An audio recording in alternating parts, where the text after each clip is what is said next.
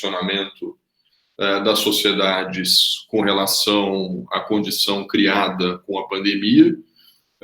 Obviamente, vocês se lembram que a primeira unidade do curso foi dedicada às narrativas de futuro, né, uma perspectiva mais de médio prazo, e a gente, já nas 2 semanas anteriores, essa é a terceira, a gente vem discutindo o horizonte mais imediato, né?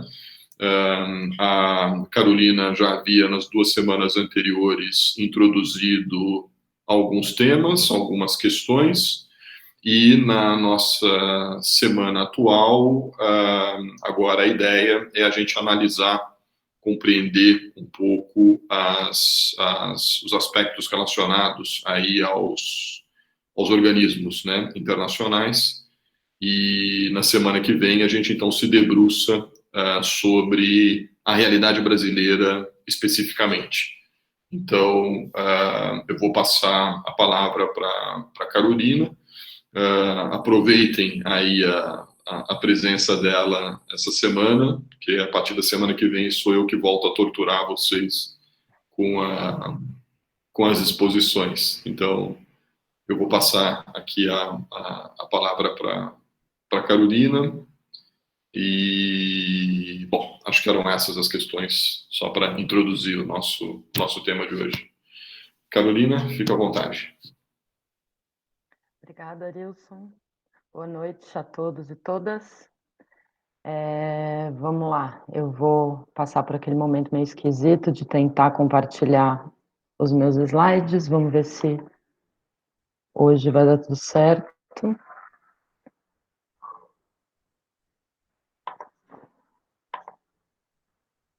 E vocês me dizem se estão vendo.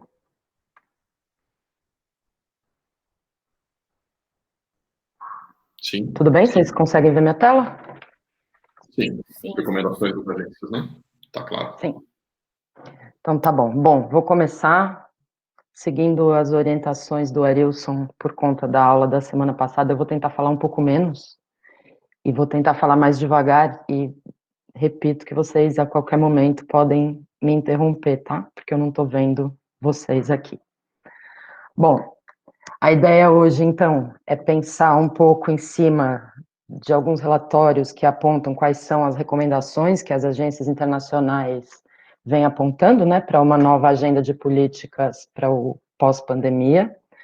Aí a aula está dividida aí nesses 5 pontos, né, então eu vou começar apresentando algumas das ideias-chave que estão presentes e que compõem um pano de fundo em quase todos os debates, os relatórios que a gente viu, enfim, e alguns outros.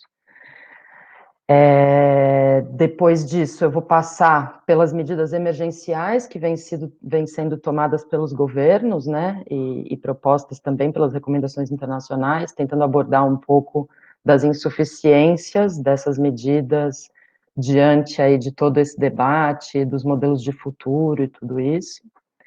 Aí eu vou passar, então, pelas medidas de retomada, né, mais em médio e longo prazo que estão sendo propostas. E aí depois a gente discute um pouco os caminhos dessa normatização, né, os consensos internacionais que existem em torno desses temas que estão ali no primeiro ponto, mas tentando buscar, então, debater um pouco dos limites e das dificuldades de operacionalização desses debates normativos pelos governos e pelas agendas nacionais aí que estão em disputa, né? E aí a gente fecha. Então, só lembrando que isso aqui faz parte desse movimento, desse módulo do curso, né? Então, depois das tendências e do debate sobre o reposicionamento do território, então agora a ideia é ver como é que essas recomendações estão tratando os processos de retomada e respondendo aí aos desafios que estão colocados. Bom, os relatórios da aula de hoje eram um da OCDE, um da CEPAL e um da ONU, né? Teriam alguns outros que são muito longos, então eu optei por deixar esses aqui que são mais enxutos, mas que podem ser interessantes também, e aí ficaram como bibliografia complementar e estão lá também no programa do curso, para quem tiver interesse, quiser olhar, tem relatórios bem interessantes, além dessas organizações, tem um do Banco Mundial, tem um outro da ONU que é interessante. Eu li todos eles e essa explanação que eu vou fazer aqui considera um pouco, então, todos esses relatórios, tá? Bom, então, eu vou começar um pouco apresentando uma ideia central que está nesses relatórios, que é a de que o mundo passa, no momento, por uma crise civilizatória, né, que vem sendo agudizada com a pandemia, e que traz, então, a oportunidade não apenas de responder de forma eficiente aos problemas que estão colocados com essa crise atual, mas de construir capacidades para melhorar a resiliência dos países, do sistema econômico como um todo e tudo isso, a choques futuros, né, e acelerar, então, a transformação estrutural rumo a uma maior sustentabilidade, né, então, medidas como fortalecimento da coesão social, ampliação das bases materiais e oportunidades de parte expressiva da população mundial, né, a redução da intensividade no uso dos recursos naturais. Então, tudo isso tem, na verdade, o foco na transição para uma nova economia, que alguns relatórios chamam de economia verde, né, e que significa promover alguns avanços na agenda do comércio global, um alinhamento, as possibilidades de alinhamento de resposta, das respostas, então, aos objetivos do desenvolvimento sustentável, né, a construção de sistemas de proteção social robustos, estímulos para facilitar a transição, preencher gaps digitais, retomada inclusiva, verde e resiliente, então tudo isso aí está sendo debatido por esses relatórios e aparece em quase todos eles, né. É uma questão quase um uníssono, assim, de que precisa ter bem-estar, inclusão, redução de emissões e resiliência a impactos climáticos e combate à perda acelerada de biodiversidade, né. Outra questão que é bastante clara também para todas essas organizações é a natureza interconectada dos desafios globais, né, e a variedade de desenvolvimentos possíveis a partir de agora, né. Então, a ideia de que é um contexto de incertezas e de que os cenários estão em aberto é comum também a todos os relatórios, né. Então, a ideia de que precisa pensar essas questões conectadas, então, os aspectos sociais, os aspectos tecnológicos, os aspectos econômicos, aspectos ambientais e aspectos de governança, tá? Outra questão que perpassa também todas essas leituras é a ideia de que as políticas têm um papel importante, né, um reconhecimento, na verdade, do papel das políticas para encaminhar, então, essa trajetória futura, né, eles partem do princípio de que mudanças numa área de política, ou em várias áreas de políticas, criam desafios, mas trazem também oportunidades de outras mudanças sistêmicas, né, então, cada intervenção dessa tem implicações potenciais importantes para a trajetória futura do mundo e dos países, né. E aí, então, esses relatórios trabalham com essas duas fases do que eles chamam de retomada, né, então as recomendações de curto prazo, né, voltadas para enfrentamento da crise econômica específica do momento, né, pacotes de estímulo e reformas fiscais, medidas comerciais e medidas de longo prazo, e assim, essas sim voltadas a reconstruir a economia global, o sistema de comércio mundial, né, de forma mais resiliente, de melhorar a produtividade e a sustentabilidade dos processos econômicos. E aí, então, nesse momento, porque tem relatórios de vários momentos ao longo da pandemia, né, mas nesse momento, o mundo estaria num processo de migrar de medidas de apoio para medidas de estímulo, né? Então, aí, a importância dos pacotes de estímulo e de que tipo de característica esses pacotes apresentam. Então, eu vou começar pelo que foi implementado nos últimos meses, enquanto medida emergencial, né, tanto no âmbito fiscal, quanto econômico e social. Então, o que esses relatórios apontam é que as respostas foram rápidas, mas elas foram desiguais entre os países desenvolvidos e os países em desenvolvimento, e como a gente já vinha falando, existem diferentes possibilidades entre esses países de adotar medidas de política monetária e política fiscal, né. Alguns dados, como eu sempre gosto de trazer aqui da minha cola. Então, os Estados Unidos, por exemplo, o pacote fiscal que eles aplicaram nesse momento da pandemia, representa o dobro do que foi aplicado depois da crise de 2008, né? A União Europeia criou um fundo de 750 bilhões, que é o Fundo de Recuperação Europeu, suspendeu limites orçamentários dos Estados-membros, tudo isso buscando uma forma redistributiva aí, para auxílio dos países mais pobres, né. Tiveram programas de afrouxamento dos bancos centrais, com redução de juros, garantia de liquidez, e aí, como eu já tinha dito também, há debate sobre em que medida isso tudo se sustenta, mas, de fato, isso vem segurando um pouco a onda nos países de desenvolvimento, né. Ao contrário, então, do que acontece nos países em desenvolvimento, que têm recursos limitados para lidar com esses impactos da crise, né, tem um espaço fiscal limitado. Então, só para ter uma ideia, os estímulos fiscais nos países em desenvolvimento chegam no máximo até 2% do PIB, enquanto que nos Estados Unidos eles chegam a 10% do PIB. Então, tem uma diferença importante aí do peso, né, da capacidade de adotar políticas monetárias, e tem todo um debate também de quanto essas políticas e medidas monetárias e tal, por mais que promovam alguma acomodação, não tem muita capacidade de estimular investimentos produtivos, né, até porque elas não exigem, por exemplo, requisitos e condições para receber o suporte fiscal e monetário, né, elas são simplesmente uma ajuda emergencial mesmo.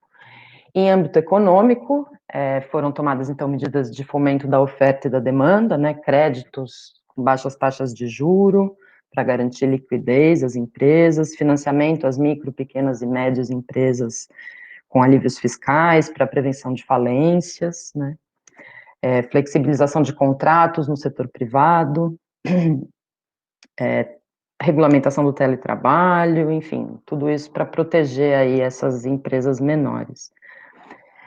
E para garantir a demanda também, políticas de garantia de renda, transferências monetárias para proteger emprego e renda, né? E aí esses relatórios apontam que são, mesmo que essas medidas sejam todas medidas dos executivos nacionais ou subnacionais, os parlamentos e, enfim, o legislativo tem um papel importante nesse processo, né, com projetos de lei e abrindo possibilidade de recurso para essas medidas, a criação de comissões de emergência. Então, tudo isso não passa só pelo desenho de medidas pelo executivo, mas por uma participação importante dos parlamentos, né. Isso sem contar, então, as medidas de contenção de contágio, que a gente sabe quais são, né, fechamento de fronteiras aéreas, terrestres, marítimas, estados de emergência, restrições à circulação das pessoas, toques de recolher e tudo isso, que também tem diferentes impactos e pesos no mundo em desenvolvimento, tá? Essas foram as medidas que foram aplicadas até agora. E, além das que foram aplicadas, então, esses relatórios apontam algumas recomendações ainda para o curto prazo, para a contenção da crise mais imediata, né? Então, para lidar com a crise de saúde, eles enfatizam o aumento dos recursos públicos para fortalecer os sistemas nacionais de saúde, né, em conjunto com a iniciativa privada, para garantir aí uma universalidade, uma certa redistribuição, né. Há um consenso sobre a questão da saúde ser um gasto prioritário, né, isso parece consolidado já no debate público e mundial. Então, pensando aqui na questão do Brasil, né, o problema recente com com as declarações e tentativas do cidadão que ocupa a presidência de privatizar o SUS, né, agora recentemente, hoje mesmo estava aí nas redes de TV o debate que está acontecendo nos Estados Unidos para debater o futuro do Obamacare, né, e o Biden apoiando e tudo isso. Então, esse é um gasto que está mais ou menos consensuado em todos os governos, né. Para evitar o aumento da pobreza e da insegurança pública, essas medidas apontam para a importância, então, de manutenção dos mecanismos de renda emergencial básica para os mais pobres e vulneráveis, né, e atuando sobre a questão da insegurança alimentar, que a gente viu que é uma tendência aí que se desenha e que é preocupante, né, então, e aí isso envolve acesso à proteção social, acesso à assistência econômica e humanitária, assistência alimentar, fornecimento de bens essenciais, não só de alimentos, mas de medicamentos, transferências diretas, e medidas como adiamento de dívidas, de hipotecas e de aluguéis, para não haver crises de moradia, suspensão de cobranças de água, luz, internet, tudo isso, né? A manutenção dos mercados agrícolas funcionando e abertos, né? Então, a questão de colocar esses mercados como atividade essencial também é apoiada por essas recomendações. A questão dos mais vulneráveis, inclusão digital e inclusão financeira também, né? Para garantia de liquidez para as pessoas. Tem também as recomendações que se voltam a garantir a preservação de capacidades produtivas dos países, né? Então, por um lado, esses organismos apontam para a importância de um suporte financeiro para as firmas maiores, né, com condições como proteção do emprego, investimento em pesquisa e desenvolvimento e tal, e por outro lado, a importância da manutenção de subsídios a pequenas e médias, pequenas, não, tá, gente, é o meu computador espanhol, pequenas e médias empresas para cobrir custos do trabalho e evitar falências, né, então, medidas como transferências monetárias, crédito, redução fiscal, tudo isso para garantir alguma estabilidade para o sistema financeiro e evitar interromper cadeias de pagamento que pioram ainda mais as possibilidades, né? E, para financiar essas medidas emergenciais, esses relatórios apontam para a importância de uma resposta multilateral imediata, que seja estendida para os países de renda média, né? Garantindo sustentabilidade de débitos e não austeridade fiscal, né? Então,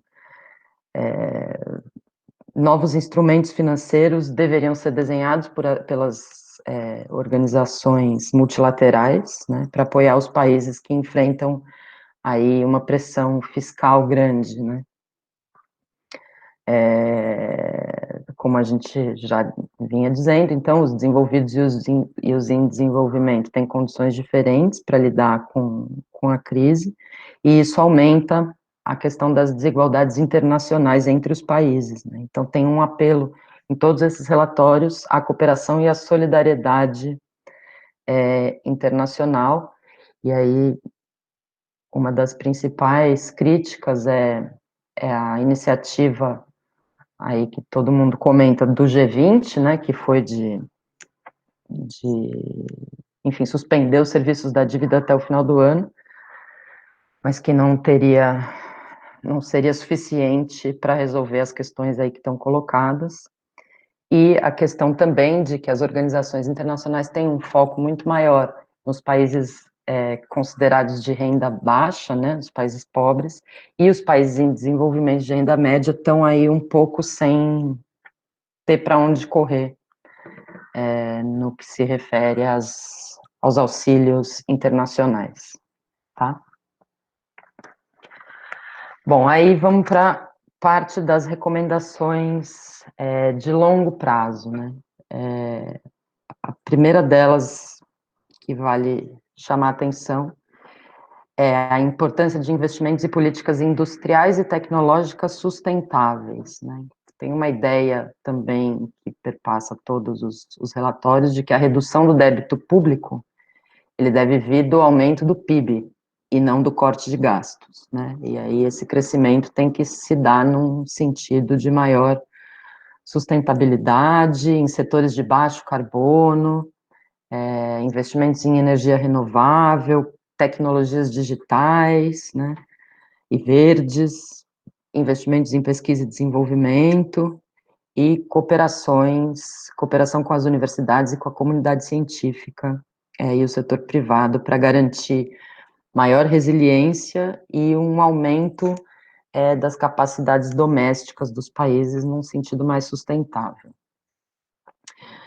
A segunda recomendação que chama atenção é a importância de se buscar identificar novas fontes de crescimento econômico, né, e aí isso passa pela criação de novos mercados, por políticas de inovação e por estratégias de investimento e cooperação entre atores públicos e privados, né, então não só buscar novos mercados, mas também remoldar os setores existentes, seria algo a ser buscado pelos governos, que devem ser e podem ser tanto reguladores quanto investidores nessas visões, né?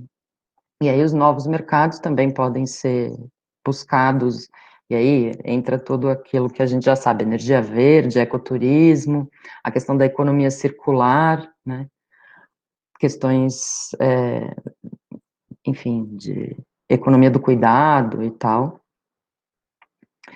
Isso é uma questão, então, principalmente para os países que optaram por modos de crescimento econômico baseados na exploração e na exportação de bens primários, né? Então, essa questão da tecnologia e as questões digitais são aí algum tipo de bloqueio para esses países que não se voltaram para isso nas últimas décadas, né?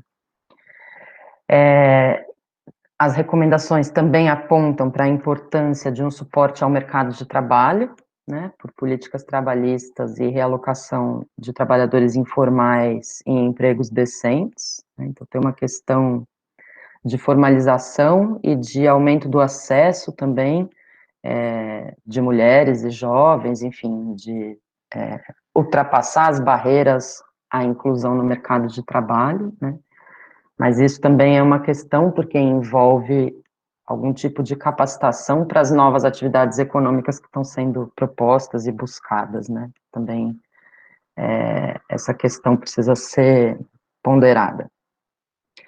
E a questão dos sistemas de taxação progressivos, né, com taxas mais redistributivas. Então, essas organizações também apontam a importância de adaptar o sistema tributário às dinâmicas aí da crise, mas aí também tem um problema que é o de combinar com os russos, né, porque isso não é simples, e esse não é, na verdade, um consenso como os outros, como a questão do bem-estar ou como a questão da sustentabilidade, né, mas isso aí está na mesa. Esses dias, não sei se foi hoje ou foi ontem, eu estava vendo uma entrevista do Armínio Fraga em que ele dizia exatamente isso, que mesmo que se faça uma pequena mudança e que nada exorbitante, nada vai, são grandes mudanças, já teriam um impacto importante e fariam uma grande diferença. Então, isso aí também, acho que o Arilson deve abordar na próxima aula aí sobre os debates brasileiros, um pouco como é que essa agenda está sendo tratada no Brasil. Então, essas são as recomendações de políticas econômicas. Agora são as recomendações de políticas de proteção social de longo prazo, né? Então, sistemas de bem-estar compreensivo e necessidade de reconhecimento das desigualdades pelas agendas públicas dos países, né? Então, existe uma ideia embutida de que a ausência de um estado, de algum tipo de estado de bem-estar social, tem custos altos, né? Então, se aponta a importância do acesso universal à saúde e educação, medidas para os mais vulneráveis sempre, né? Políticas devem considerar os constrangimentos desses grupos vulneráveis e marginalizados, né? Claro que as necessidades imediatas são prioridade, mas deve haver um planejamento para que a retomada econômica seja mais inclusiva e equitativa do que a economia vinha sendo, né? Tem uma ênfase bastante grande na construção e fortalecimento de sistemas de proteção social universal, que sejam redistributivos e solidários, né? Então, significaria remoldar os modelos que estão aí na mesa, né? Manter a renda básica como algo permanente e universal, né? Bolsas universais para crianças, enfim, e para grupos vulneráveis, né? As mulheres, as crianças, os indígenas, os informais e os imigrantes. Tem um foco bastante grande na assistência alimentar e nutricional, né, no provimento de alimentos e na garantia, como eu falei, do funcionamento dos sistemas alimentares. Então, manter esses serviços como funcionando, né, como serviços essenciais para proteger os trabalhadores e manter o comércio entre os países é algo fundamental, né? Alguns textos falam também da expansão de sistemas de monitoramento para serem mais eficazes em achar e saber melhor onde está a fome e a desnutrição, né, porque também tem um problema de dados mesmo, de chegar até essas pessoas, e com estímulos que atinjam pequenos produtores e as suas necessidades de financiamento, né? Como eu já tinha dito, eles são os pequenos produtores que respondem por parte grande da alimentação, por exemplo, no caso da América Latina. Tem alguma ênfase em programas de inclusão produtiva. No mercado de trabalho tem mais, a ênfase é maior na inclusão no mercado de trabalho, criação de empregos decentes e tal. A questão da inclusão produtiva aparece um pouco menos, e ela remete aí, toda essa questão de incluir pelo mercado e como, e tudo isso remete àquele debate sobre que coloca em polos opostos as políticas sociais e as políticas econômicas, né? Então, isso é uma questão também para pensar, quando a gente pensa que, como já foi dito, a inclusão pelo trabalho não é mais completamente possível no atual estágio do capitalismo, né? Então, essa daí é uma questão também que não tem exatamente um consenso. A questão da infraestrutura e dos serviços públicos, né? Importância de acesso a serviços básicos e aí infraestruturas também verdes, né? Transporte sustentável, habitação e saneamento adequados, toda aquela questão que a gente discutia na aula passada sobre cidades inteligentes, né? Mais inclusivas, acesso à água potável, ao ar limpo, né? Então, esse debate das infraestruturas passa um pouco por aí, pela questão tanto da mobilidade nas cidades, como pela questão do acesso, né, aos serviços e equipamentos públicos. E tem um foco bem grande nesses relatórios também na garantia de direitos humanos e de assistência humanitária, né. Quer dizer, numa situação de restrição de mobilidade, enfim, questões aí de privacidade, né, que esses relatórios também colocam, o problema das tecnologias digitais e tudo isso, e quanto isso impacta na agenda de grupos vulneráveis e que, por enquanto, estão ainda na invisibilidade, né, então, principalmente num contexto de fortalecimento de algumas alternativas autoritárias com discursos racistas, xenófobos, e tudo isso, né? Então, isso daí também está no centro das preocupações para uma retomada mais inclusiva e sustentável.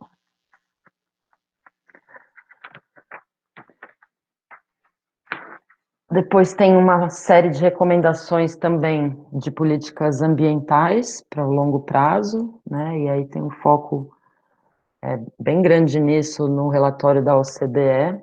Isso aparece um pouco menos nos outros dois relatórios que estão na bibliografia, né? Então, a ideia de que a transição para uma economia zero carbono é crítica para uma retomada pós-pandemia, né? E o papel, então, de novo, das redes de infraestrutura para fortalecer resiliência aos impactos das mudanças climáticas, né? Daí tem todo um debate que aponta que os investimentos em infraestrutura têm uma vida muito longa, né? E as decisões tomadas agora vão implicar nas próximas décadas, né? Você não refaz facilmente a infraestrutura existente, né? Então, os pacotes de retomada devem evitar o que esses relatórios chamam de lock-in, né? Em infraestruturas que não são as mais interessantes quando se pensa em aumentar a resiliência e sustentabilidade, né? E são investimentos importantes para a retomada, né? Investimentos em infraestrutura, porque criam empregos e tudo isso, então eles são um dos eixos normalmente seguidos pelos governos em situações de crise para aumentar emprego, aumentar renda, enfim. Então, a preocupação não é nem tanto só com as emissões das atividades que estão recebendo suporte, mas também com as implicações estruturais de longo prazo disso, né? Então, pensar pacotes de retomada que evitem investimentos que fiquem travados num certo modelo que depois é mais difícil de mudar. Também essas organizações chamam bastante atenção para a integração das políticas para a redução da perda de biodiversidade e para a restauração dos serviços ecossistêmicos, né? E um uso sustentável dos recursos. Então, para além de, sei lá, medidas de reflorestamento e restauração, o uso sustentável pode gerar também empregos e oportunidades, né? Então, há uma necessidade de preservação dos ecossistemas estratégicos para reduzir desigualdades territoriais, né? E tudo isso, claro, considerando os territórios tradicionais, indígenas, enfim, comunidades rurais e tudo isso, né? Que, em geral, dividem o espaço com a biodiversidade. Aí, políticas de valoração da biodiversidade, então se fala bastante em pagamentos por serviços ambientais e taxas ambientais corretivas, né? A ideia, então, de que esses podem ser mecanismos interessantes de financiamento para o combate à mudança climática, né? Então, a valoração do capital natural, e o aumento de financiamentos para soluções com base na natureza, né, buscando sempre o compromisso dos investidores privados e dos mercados com essas medidas, né. Então, valorar a biodiversidade e os serviços ecossistêmicos é tido como um caminho interessante, e aí quando você pensa em setores, por exemplo, como a agricultura e, enfim, produções primárias que consomem um volume importante de recursos e do capital natural, e isso não é pago, não é precificado. Então, esse é um caminho apontado. É bastante tratado também a questão da resiliência das cadeias de suprimento e aceleração de princípios da economia circular, né? Então, o encurtamento, a ideia de que o encurtamento das cadeias não pode ter impactos ambientais, né? Então, como a gente vinha dizendo, a tendência a ir para frente é uma produção mais diversificada e localizada, né? Cadeias de fornecimento mais curtas, e, enfim, os pacotes de estímulo têm que reforçar a resiliência e reduzir os impactos localizados que esse encurtamento das cadeias pode trazer, né? E aí, a circularidade das cadeias de suprimento envolve, então, reutilização de materiais, reciclagem, redução do lixo, Então, isso tudo também está aí junto com as medidas na dimensão ambiental. A transição para os sistemas agroalimentares resilientes e sustentáveis, né? Então, é um setor, o setor agrícola, alimentar, já recebe um suporte importante governamental, globalmente, né? Mas se trata de remoldar as políticas existentes para promover sustentabilidade e resiliência e aprimorar a biodiversidade, garantindo o fornecimento saudável de alimentos. Então, o setor alimentar, de novo, como centro aí de uma forma nova de lidar com os recursos naturais e com a mudança climática. E aí toda a questão do desmatamento, do uso de fertilizantes e tal, é colocado um pouco em xeque por conta dessas questões, né? Eles apontam muito para a questão da inovação, para melhorar a produtividade e conseguir sair de uma certa dependência de caminho de práticas insustentáveis agrícolas.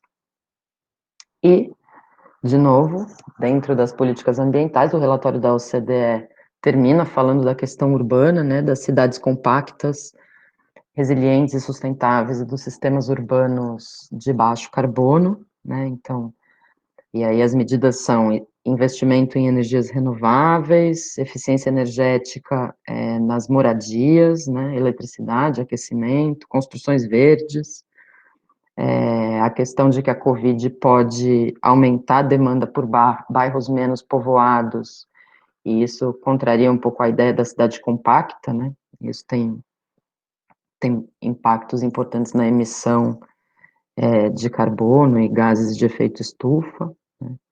Então, estimula carros elétricos, a base não deve ser veículos privados, transporte público, né? Sempre pensando que, na verdade, esse também, assim como a infraestrutura, o setor automobilístico é um setor que emprega muita gente, né? Então, é importante, não que ele seja desmontado, mas que ele seja redirecionado em um sentido diferente do que ele sempre fez, que é o uso de combustíveis fósseis, né?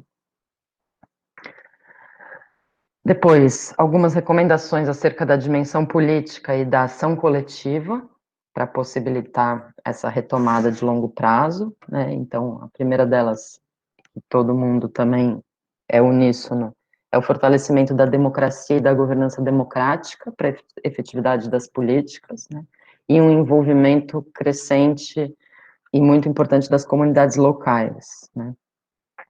A ideia de que o Estado de Direito e os direitos humanos estão no centro da recuperação é central, então, né? E aí, para isso, a necessidade de fortalecimento das instituições democráticas, dos espaços de participação e do diálogo, né? Enfim, isso principalmente pensando em situações como a da América Latina e do Brasil, que tem um passado autoritário, né, que se reflete em estruturas desiguais e concentradas, então a importância de uma governança democrática inclusiva, né, e que também possibilita um caminho de saída da polarização que hoje está dada, né. Então, quanto mais participação, maior a possibilidade de tomada de decisão mais inclusiva. A centralidade, então, e aí eu estou conversando diretamente com o relatório da CEPAL, né, que fala da importância dos pactos políticos e sociais para fazer frente à crise e os seus efeitos, então, de novo, com uma participação de uma ampla variedade de atores e com o papel de uma liderança política forte para estruturar ações coordenadas, né, então, aqui tem uma questão bastante trabalhada no relatório, que é a questão da legitimidade social necessária, né, para sociedades inclusivas. Então, os acordos de longo alcance é que devem ser as bases para construir um estado de bem-estar redistributivo, né, com incremento da produtividade, melhoria dos serviços públicos e manejo dos recursos naturais, né, e a importância, então, de promoção desses espaços institucionais de participação para o diálogo e para algum tipo de concertação social, e ali eles admitem que o dissenso não é que é uma busca de consenso, né, mas é uma tentativa de trazer cada vez mais a participação para o planejamento, né, e a ação coletiva no centro das questões, para lidar com as questões das necessidades dos grupos mais vulneráveis, enfim, e minimizar a captura pelas elites, que é algo também que a gente conhece bastante. A CEPAL também aponta, então, a importância de alianças e composição de coalizões que envolvam governo, setor privado, setor acadêmico e sociedade civil, né, e construindo visões compartilhadas e ações coletivas que devem ser coordenadas tanto em âmbito local como nacional e regional, né, então, e a questão muito importante também que eles colocam como centro, que é um amparo na informação científica para tomada de decisões e o quanto isso também repercute na legitimidade dessas decisões, né. Então é isso, a importância das organizações sociais também, de novos movimentos sociais, para atuarem como sócias do poder público e dos agentes privados nessa construção. O foco nas tecnologias digitais para aumentar a participação da sociedade civil, né, então, esses relatórios entendem a tecnologia como chave para a manutenção da democracia, né, permitindo a cooperação, então, de múltiplos atores, né, e tentando fechar as brechas de acesso digital que aprofundam as desigualdades sociais e as dificuldades de participação em atividades não presenciais, né, então, o Estado tem que ser capaz de planejar e programar ações nesse sentido. O impulso à ação dos governos subnacionais também é algo importante, né? Então, tem uma necessidade central de atuar em diferentes escalas espaciais, de maneira integral e coordenada, né? Mas isso é complicado quando a gente pensa nas tensões que existem, né? Tanto na arena política quanto entre os níveis de governo. Então, essa rede de tomada de decisões, ela é bastante complexa e envolve múltiplos agentes em muitas escalas, né? E tem uma questão também que a gente já vinha falando anteriormente, que é das capacidades também de cada governo subnacional de lidar com os desafios e de desenhar medidas, enfim, coordenadas com outros agentes, né? E, por último, nessa dimensão, a luta contra a corrupção é algo que aparece também bastante, né, para que as decisões públicas não sejam capturadas por interesses privados. Então, a corrupção, ela atua como força contrária a um novo modelo, né, e promove também o descrédito nas decisões e distancia cidadania e instituições públicas, né. E aí esses relatórios citam as medidas anticorrupção da Transparência Internacional como o caminho para a luta anticorrupção e para maior transparência, prestação de contas, né, a questão da auditoria dos gastos públicos, para evitar desvios de recursos que vão ser bastante importantes nessa reconstrução do mundo pós-pandemia. Depois tem uma ênfase grande, como eu já tinha dito, no multilateralismo, né, e em formas de cooperação internacional. Então, a centralidade apontada de busca de novos padrões para a convergência global e para a solução de disputas e tensões no comércio internacional, né. Então, a gente sabe que a governança para a sustentabilidade da forma como é colocada está longe de acontecer, mas a pandemia tem um potencial de dar um novo formato para a globalização e para a geopolítica mundial, né? Então, as ações multilaterais seguem sendo importantes para um modelo inclusivo e sustentável, né? A importância de redução, da tendência de redução das vantagens comparativas dos países pobres nas cadeias globais de valor é uma questão complicada, né? Enfim, a pandemia vai poder reverter a convergência global ou vai poder apoiar, né? A gente vinha e vem ainda num mundo bastante bipolar entre os Estados Unidos e a China, né? Mas tiveram aí algumas novidades nos últimos dias, né? As eleições dos Estados Unidos podem alterar algo no plano das relações internacionais, né? Aí em direção a uma governança global diferente do que a gente vem vindo, né? Talvez isso mude um pouco com a saída do Trump, né? Talvez com o Biden à frente dos Estados Unidos o diálogo seja algo mais possível, né? Mas também tem que pensar um pouco até que ponto. Eu vou retomar essa questão da eleição dos Estados Unidos um pouquinho mais para frente. O multilateralismo e a cooperação internacional é o caminho para responder à pandemia e aproveitar as oportunidades que estão se abrindo, né? Então, e aí medidas como mecanismos internacionais de reestruturação da dívida, né? Com fundos de resiliência e tal, e tudo isso voltado para resolver principalmente os problemas dos países em desenvolvimento, né? Que tem um problema de liquidez, de acesso a dólares e tudo isso. E aí tem uma ênfase no papel da cooperação em todas as suas formas, tanto a cooperação entre o norte, como a cooperação entre o sul, e como a cooperações regionais e cooperações norte e sul. Então, todas elas são válidas para que as instituições internacionais aí possam atender às necessidades que estão colocadas, principalmente pelos países de renda média, tá? Linhas de crédito e tudo isso.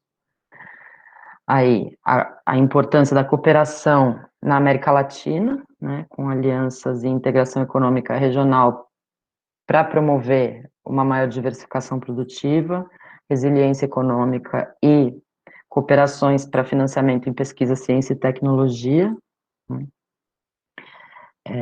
A importância, então, de ações regionais coordenadas, de intercâmbio de boas práticas para a construção de uma nova geografia econômica em que a América Latina atue como uma voz regional, né, reduzindo a dependência da oferta extra-regional, principalmente de medicamentos, alimentos e tecnológica, enfim, e a importância também dessa cooperação para promover políticas industriais que possam fortalecer capacidades produtivas e criar novos setores estratégicos nas economias latino-americanas, né? Então, a importância central de viabilizar novas indústrias e redes de investigação tecnológica compartilhada entre os diferentes países. E aí, outra questão que é tocada também na questão do multilateralismo é a coordenação global para conter a evasão fiscal e os fluxos ilícitos de capital, né, que a partir de mecanismos de troca de informações fiscais e tudo isso, que também por aí boa parte do dinheiro que poderia estar disponível desaparece. E aí, uma nota específica sobre a questão da agenda de cooperação entre os países do Sul, né, que já é uma iniciativa, já tem aí mais de 10, 15 anos, se não me engano, e que é uma iniciativa que ganhou força por conta da redução do espaço político dos países em desenvolvimento na agenda internacional, né. Então, a ideia de que a agenda de integração profunda da globalização, ela foi bem agressiva e foi além da simples eliminação de barreiras ao comércio e aos fluxos de capital, mas ela envolveu e envolve leis de propriedade intelectual, remoção de práticas mais protecionistas nos países e tal, e isso cada vez mais reduziu o espaço do Sul global para manejar a sua industrialização ao longo do tempo e para transformar, então, a sua economia de uma maneira sustentável, né? Então, é importante que a vulnerabilidade dos países do sul global e essa assimetria na mobilização de recursos públicos seja também tratada por uma forma de cooperação sul-sul, né? E aí, de novo, alguns dados. 30% do PIB, até 30% do PIB nos países desenvolvidos vem sendo utilizado para compor os pacotes de estímulo à retomada, enquanto que nos países do sul isso é de 5%. Então, tem também, nos avançados, o acesso a crédito para firmas e empresas do setor não financeiro chega a 40%. Também isso está muito longe do que é investido nas economias em desenvolvimento, que são marcadas por mais informalidade, pela baixa diversificação econômica e por uma importante dependência de mercados externos, junto com a recorrente perda de capacidades administrativas por conta de programas de ajustes recorrentes aí desde os anos 80, né? E todo o processo de privatização e financiamento privado externo. Então, a cooperação Sul-Sul também é um caminho central para responder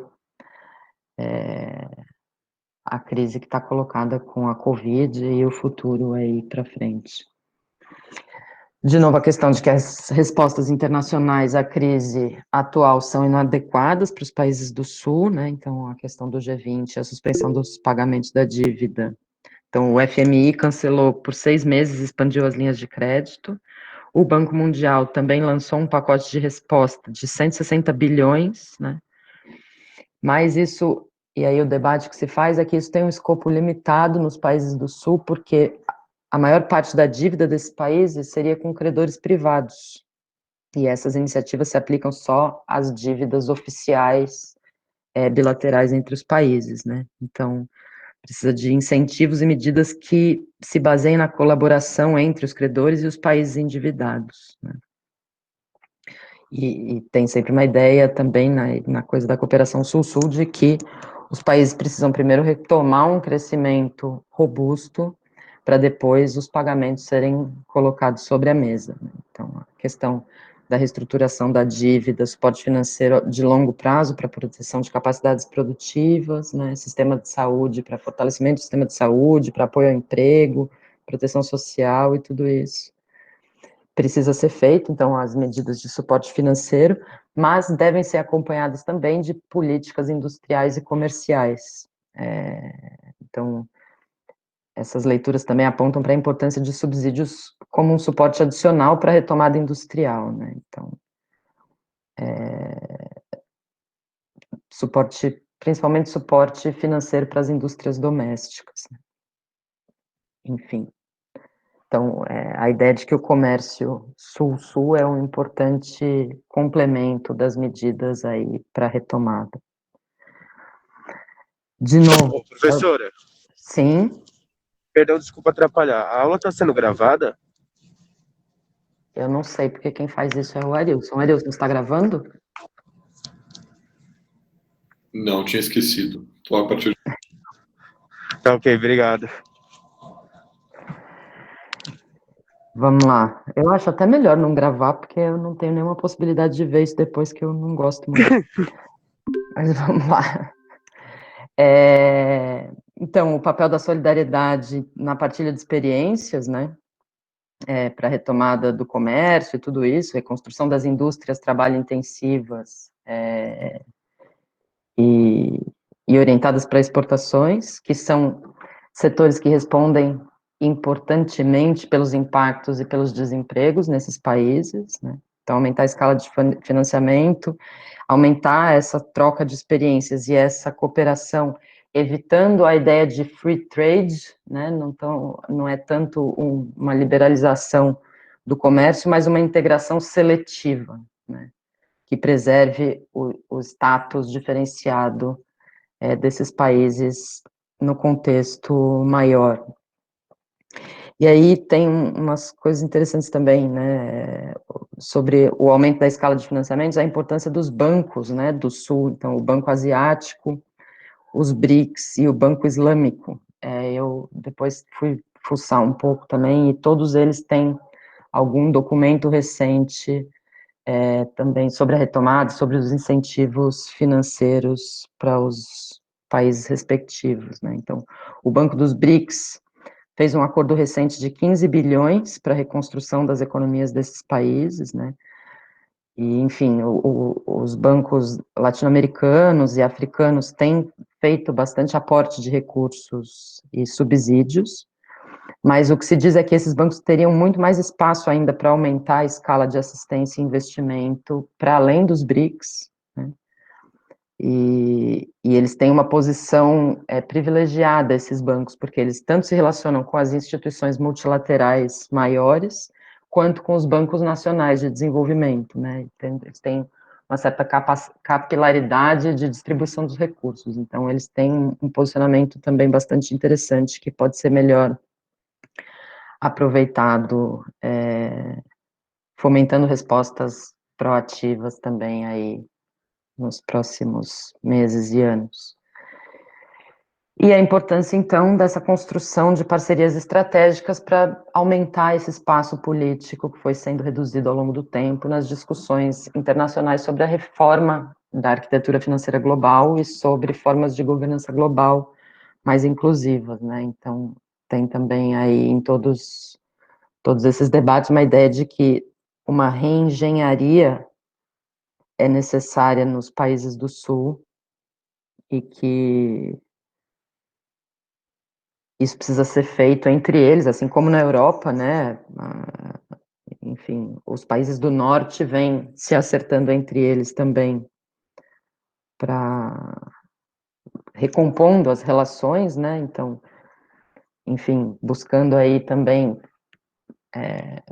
ações coordenadas e cooperativas de avanço tecnológico, automação que compensa, por exemplo, o encurtamento de cadeias, a repatriação das cadeias e a perda das vantagens dos custos de trabalho no Sul, né, então os países do Norte já estão um pouco se recompondo nesse sentido, e a ideia de que os países do Sul precisam fazer a mesma coisa, tá?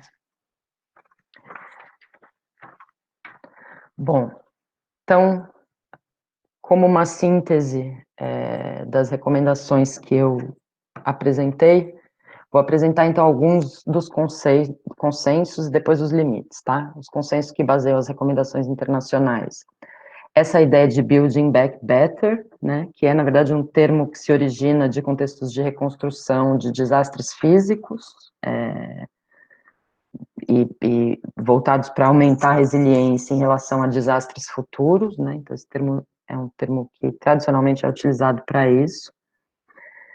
E aí essa ideia de Building Back Better aponta um futuro em 4 direções, né, então, como eu já tinha dito, um sistema inclusivo de bem-estar, transformação dos padrões de produção e resiliência econômica, né, e aí investimentos em capacidades tecnológicas domésticas e baixo carbono e tudo isso, proteção do meio ambiente, integridade dos ecossistemas críticos, democracia e transparência nas políticas públicas, né? Então, a ideia um pouco é que esse termo e a forma como ele foi anteriormente utilizado é diferente, porque o desafio hoje, com a Covid, da economia global, é diferente, tem justamente um foco global, né? É diferente de você reconstruir um país depois de um terremoto, mas é uma questão um pouco mais ampla e complexa, né? Então, esses 4 futuros e essa lógica de reconstrução são aí as racionalidades e devem ser adotadas como critério de financiamento de medidas de retomada. Depois, alguns consensos embasam as orientações e a atuação dos organismos internacionais, então, como eu tinha dito, a sustentabilidade ambiental das atividades econômicas, suporte às populações mais vulneráveis, o combate às desigualdades e a democracia, né, então, a importância de participação ativa da sociedade rumo a um pacto de proteção de direitos, a ideia de que isso é um esforço coletivo de toda a sociedade, né, então a importância das parcerias, dos pactos, do diálogo, da transparência, dos direitos das comunidades e territórios menos desenvolvidos, né, e a ideia, então, que a luta contra a crise não pode se dar às custas de relaxamento tanto da proteção ambiental quanto dos direitos humanos, né. A ideia de redução de pobreza e desigualdades em suas múltiplas formas aparece, então, como objetivo também em si, né, e aí por conta de que as desigualdades e essa ideia cada vez mais incorporada por essas organizações, né, de que as desigualdades minam o crescimento de longo prazo, reduzem o potencial do crescimento, enfraquecem as instituições democráticas e os processos políticos, né, e desincentivam uma boa governança dos recursos naturais, né, e aí tem algum peso maior para a questão social em alguns dos relatórios que apontam que o bem-estar das pessoas tem que vir antes e é crucial para que se consolide uma aceitação política e social de medidas ambientais, né, então a importância aí das desigualdades.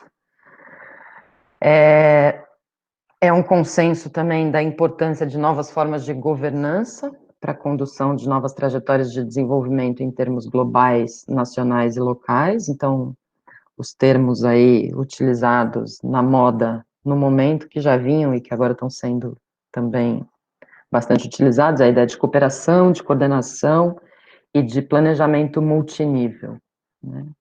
E aí, tudo isso, tanto entre os países quanto dentro dos países. E o papel da inovação voltada para a sustentabilidade e o papel dos governos em forjar esse ambiente de inovação e influenciar a direção e o sentido das atividades econômicas, né? Então, a ideia de que as intervenções públicas têm um grande potencial de mudança estrutural, né, que vai muito além de taxar externalidades negativas e subsidiar as externalidades positivas, né, mas com foco na inovação, né, melhoria de competências, em investigação aplicada. Então, as políticas são, em grande medida, vistas como centro do impulso para a sustentabilidade, né, mas, ao mesmo tempo, não tem nenhuma ingenuidade e tem, sim, um reconhecimento de um risco de que, com a recessão econômica, os governos priorizem a urgência, né, descuidando de dimensões relevantes para o desenvolvimento sustentável e postergando agendas de bem-estar. E aí tem uma crítica que eu estava lendo também, não sei bem em que lugar esses dias, que era uma crítica ao fato de que as reuniões internacionais sobre o clima e o meio ambiente foram postergadas, e isso não pode acontecer, né? Tem que seguir avançando nas agendas temáticas da Agenda 2030, né? E, enfim, essas coisas têm que andar e caminhar juntas nesse futuro próximo. Então, esses são alguns consensos que compõem esse conjunto de recomendações que essas organizações têm feito aos governos e aos clientes, no caso de bancos, né, e tudo isso. Só que aí a gente vai, então, para a questão dos limites normativos e operacionais dessas medidas propostas, né? Eles têm tanto alguns limites no âmbito do caminho de normatização mesmo, quanto alguns muitos limites quando se passa da normatização para a operacionalização disso por parte dos governos nacionais, subnacionais, enfim. Então, primeira ideia de que a ferramenta de políticas emergenciais são insuficientes, têm sido insuficientes nos países em desenvolvimento, né? Então, a ideia de que os mecanismos de mercado são insuficientes para enfrentar a crise e se precisa do planejamento encabeçado pelo Estado, né? Mas que essas capacidades dos Estados são muito diferentes e as ações dos governos têm sido, em grande medida, por tentativa e erro, né? E aí isso piora um pouco em contextos de crise política, de discordâncias entre autoridades locais e governos centrais dos países, vide aí hoje toda essa questão Bolsonaro-Dória em torno da vacina aí da Covid, né? Então, você tem disputas entre os governos centrais e as autoridades locais, não tem essa coordenação toda que é esperada, né? E em um contexto, então, de crise e incertezas, isso fica um pouco comprometido, né? E o fato também de que essas medidas emergenciais, elas são voltadas a mitigar impactos, né, mas elas não, não olham para as interações entre as múltiplas dimensões que a gente sabe que compõem os processos de desenvolvimento, né, então faltam um pouco umas visões mais sistêmicas dos problemas, assim. Tem uma ênfase muito grande na cooperação internacional e em novos pactos para a retomada sustentável, né, mas, de novo, o contexto é de instabilidade política e baixa confiança nas instituições e na democracia, né, então, a ascensão de partidos de direita isolacionistas contrários a projetos de integração, né, que são racistas, xenófobos e tal.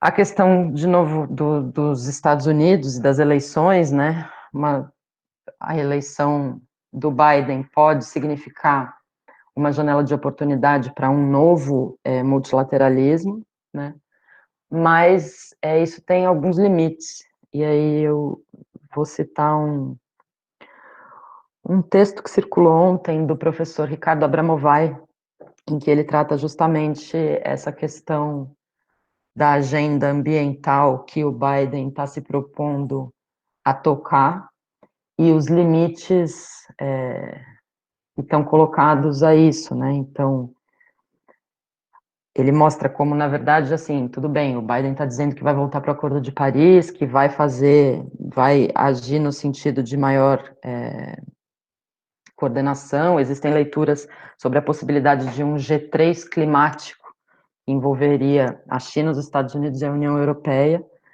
mas ele dá uma segurada, assim, nesse otimismo, mostrando que, na verdade, nas últimas décadas e nos últimos anos, parte importante das bases da economia e da geração de emprego nos Estados Unidos vem na produção de gás de xisto, né, e que, na verdade, o que o Trump fez nesse tempo todo foi ser garoto propaganda desse gás pelo mundo todo. Então, além disso significar, pela primeira vez, que os Estados Unidos chegaram na sua independência energética, eles também começaram a exportar, né? Então, tem todo esse debate de o quanto que as bases materiais e os caminhos que vão sendo seguidos dificultam também uma nova recomposição, mesmo com um resultado favorável nas eleições dos Estados Unidos. Outro limite importante, então, é o pouco consenso entre os governos nacionais sobre a magnitude das reformas necessárias, e aí tem um interessante levantamento do Fórum Econômico Mundial, que fez um levantamento, umas entrevistas com lideranças econômicas de diferentes países, e eles mostram que essas lideranças não pensam da mesma forma quando se trata de pensar a necessidade de rever a arquitetura, então, de taxação para combater as desigualdades. Também não há consenso sobre a ideia de que os benefícios básicos devem se manter como parte da política social para além da crise, né? Também não tem consenso sobre as novas formas de crescimento e sobre o papel dos governos e dos processos de inovação. Então, eles mostram que entre essas lideranças econômicas tem vozes contra e vozes a favor dos governos conduzindo os processos de inovação, né? E aí também tem discordância sobre o suporte que o governo deveria dar. Então, se o suporte deve ir para setores tradicionais de crescimento, ou para novos setores de crescimento, e para que empregos também, esses subsídios e suportes devem se dirigir, né? Então, todos os setores devem ser ajudados, ou só aqueles que vão contribuir para essa tal mudança estrutural, né? Então, o debate público interno aos países continua um pouco polarizado, né? Se a gente pensar, por exemplo, no caso do Brasil, em que a ideia de austeridade fiscal e de aumento dos gastos públicos está aí sendo debatida e fazendo parte do cotidiano de maneira importante nesse momento.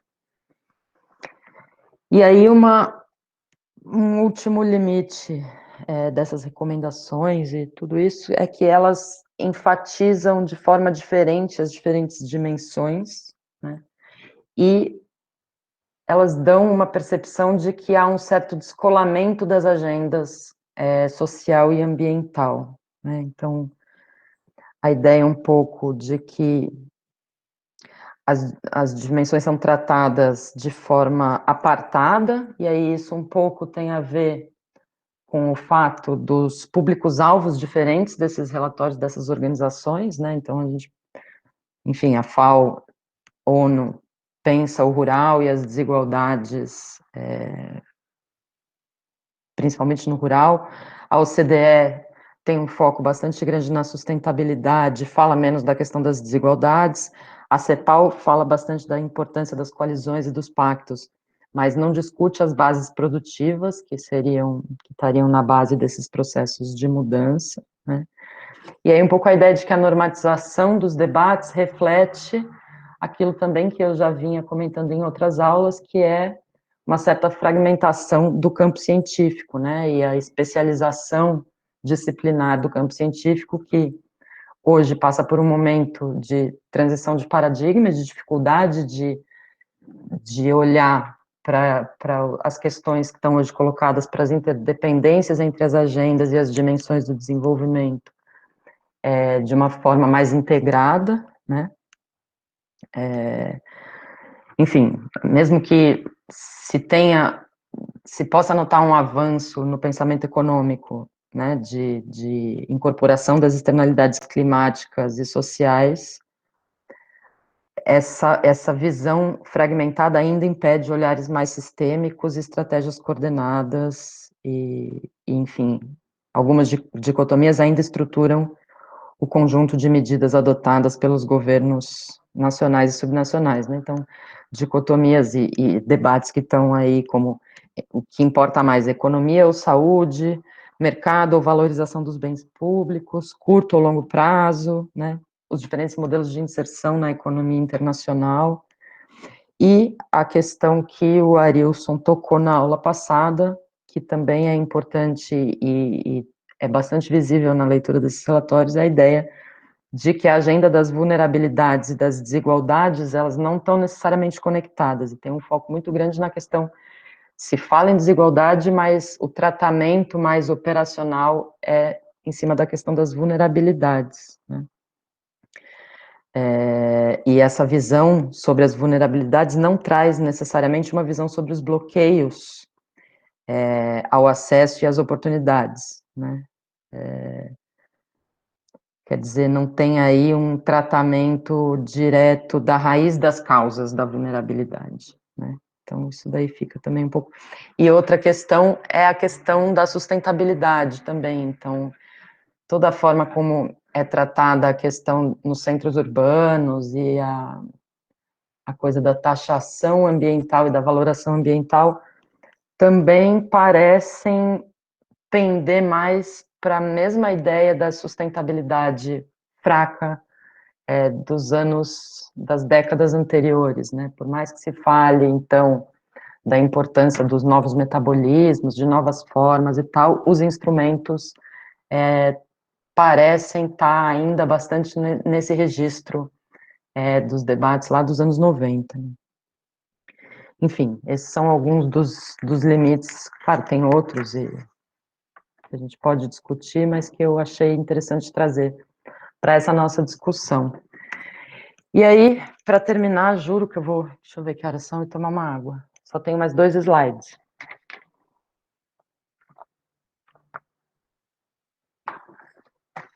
Então, algumas considerações que podem ser feitas, então, olhando todas as recomendações e os limites que elas apresentam, né? Então, reconhecimento de algum papel do Estado, tanto nas visões mais liberais quanto nas visões mais à esquerda, né? Mas as questões, essa questão está em aberto, né? Então, há debates e diferentes visões sobre o tamanho do compromisso com a garantia de direitos, sobre as formas de financiamento, sobre o tipo de instituições que baseariam essa atuação do Estado, né, se elas são mais autoritárias por um lado ou mais participativas por outro, quais bases produtivas é que vão estar no centro do debate, né, e isso tudo remete, então, aos debates sobre as narrativas do primeiro módulo e os modelos de retomada futura, né, então, enfim, debate sobre um certo liberalismo renovado, uma social-democracia revisitada, questões de reconversão produtiva, New Green Deal, então tudo isso aí está em aberto e é difícil vincular cada relatório, ou cada recomendação, ou cada organismo com alguma dessas leituras diretamente. Tem uma mescla de ideias. Tem a questão do foco na transição e na centralidade da mudança, né, por um lado, mas, por outro, a dependência de trajetória que é característica das instituições, né? Então, isso dá também um pouco essa sensação de que tem um foco no futuro, mas com instrumentos do passado, né, e pouco eficientes para tratar as questões atuais, né? Então, tem um risco aí de que isso tudo tenha sido incorporado e todos esses temas e conceitos e ideias de resiliência, de transição e tal, de uma maneira retórica, sem que, de fato, se tenha mudanças nas formas das políticas e enfim, na implementação, né? E aí eu lembro de um termo que o Arilson utilizou e desenvolveu na tese dele de doutorado, que é uma ideia interessante, que é de inovação por adição, né? Ele usava esse termo lá, falando das políticas rurais, mas ele, de alguma forma, ele se encaixa aqui também, né? Então, a gente percebe toda uma inovação discursiva e ainda não dá para ver, de fato, uma mudança nos instrumentos de operacionalização dessa retórica, né? Então, é isso, é um foco em tecnologias verdes e investimentos verdes, sustentáveis e tal, mas o que a gente vê é que as atividades chamadas marrons seguem sendo suportadas e tendo um espaço importante aí no desenho das políticas, né? Depois, tudo bem, tem a questão da dependência de trajetória, né, a dificuldade que dificulta um pouco a mudança institucional, e claro que teria que ser assim, porque as instituições não podem mudar do dia para a noite, mas, por outro lado, a literatura também mais recente, a institucionalista, mostra que as instituições não são construções racionais e eficientes, mas são um conjunto de regras que resultam de um jogo social que envolve interesses, hierarquia e poder, né? Então, a estabilidade institucional não resulta só de mecanismos internos de autorreprodução, né, mas de um equilíbrio dinâmico entre interesses, o que desloca a explicação, então, da mudança institucional para as coalizões, para as formas de agência que atuam, enfim, nas oportunidades que são criadas pelas tensões e pelas contradições existentes entre as instituições, né. Depois, essa ideia leva à ideia de que há uma dimensão política das políticas, para além do desenho e da engenharia institucional, né? Quer dizer, a formulação e a implementação das políticas diz respeito aos conflitos e às características das coalizões de forças sociais, suas estratégias de ampliação de poder, seus diferentes projetos políticos que estão em disputa nas variadas escalas de negociação e enfim, de conflito, né? E as políticas, mais do que uma forma interessante, apenas uma engenharia e um desenho, elas refletem o posicionamento ganhador nesse jogo e nessas disputas, né? Então, e aí também é interessante a leitura que o Bourdieu tem sobre o que ele chama de trabalho de oficialização, processo de oficialização, em que é justamente isso, envolve quem perde e quem ganha, envolve as disputas, né, que estão dadas entre os agentes, e o interesse ganhador então, ganha o status, então, de interesse público, ou de interesse do Estado, né, mas que, na verdade, isso tem, na sua origem, disputas de poder. E, então, a importância por mais que haja dificuldades e dissensos, não sei o quê, das intervenções e políticas para criar oportunidades e dar suporte à emergência de coalizões sociais e à expansão da sua capacidade de agência e ação coletiva. E aí aqui eu vou dialogar um pouco diretamente com algumas das notas de leitura. Acho que foi uma das notas, falou um pouco da esfera pública e dos problemas de cooptação pelo Estado e o papel das lideranças e tal, né? Sobre isso, o que eu diria é que, e isso o Arilson também já vem chamando atenção aí em todas as aulas, é que nem os grupos sociais, as classes, e nem o Estado é um ator único, né? O Estado, ele tem grupos e disputas internas também. Então, a ideia de abrir as caixinhas para entender um pouco quem seriam, que pedaços de cada grupo ou classe ou do Estado poderiam compor uma coalizão que sustente as agendas aí que a gente vem discutindo, né? Quer dizer, a cooptação, ela é sempre um risco, e vai depender do arranjo de forças para contrabalançar isso. Então, quanto mais ampla a participação e a extensão do acesso a direitos e oportunidades, maior a possibilidade de criação e fortalecimento de coalizões mais amplas e de desenho de regras e instituições mais inclusivas e menos extrativas, nos termos do nosso amigo Acemoglu, né? Também, numa das notas de leitura, alguém de vocês questionou a questão da desigualdade, né? Se ela é inerente ao sistema, é possível reverter, né? E o que eu diria sobre isso é que, sim, ela de alguma forma é inerente ao sistema, mas não tanta. E aí já tem hoje um consenso de que tanta desigualdade mina o próprio sistema, né? Isso vem cada vez mais sendo reconhecido pelo próprio capitalismo. Então, a desigualdade, ela é influenciada também pelas disputas políticas e ela não é inevitável, e seu aumento não é inescapável, né? Enfim.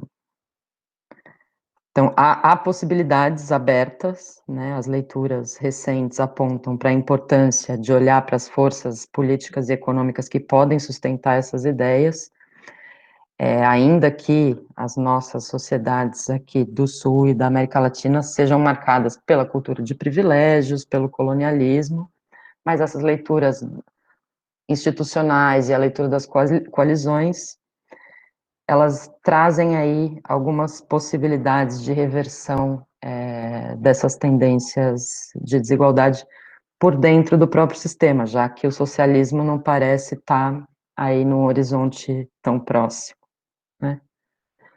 Então, essas seriam as minhas considerações finais. Por último, aí algumas questões que podem ser utilizadas para compor uma agenda de estudos, tanto na economia, quanto no planejamento territorial, nas políticas públicas e nas relações internacionais, que eu acho que aí são as áreas de vocês, né? Então, a questão da articulação das diferentes escalas de tomada de decisão e ação pública, né? As novas geografias político-econômicas e de regulação estatal e as questões de coordenação, né? Isso passa, então, um pouco por, enfim, pensar o papel das escalas, né? No caso do Brasil, por exemplo, e isso também era alguma coisa que aparecia nas notas de leitura, né? Se no governo Bolsonaro a gente pode achar que o Brasil vai ter algum tipo de inserção internacional diferente, ou diálogo, enfim. E a coisa das escalas importa um pouco para isso, né? E todo esse debate de hoje também sobre a vacina, quer dizer, durante a crise, as escalas e os governos estaduais ganharam bastante proeminência, já que a gente, né, sabe que a escala nacional está comprometida, né?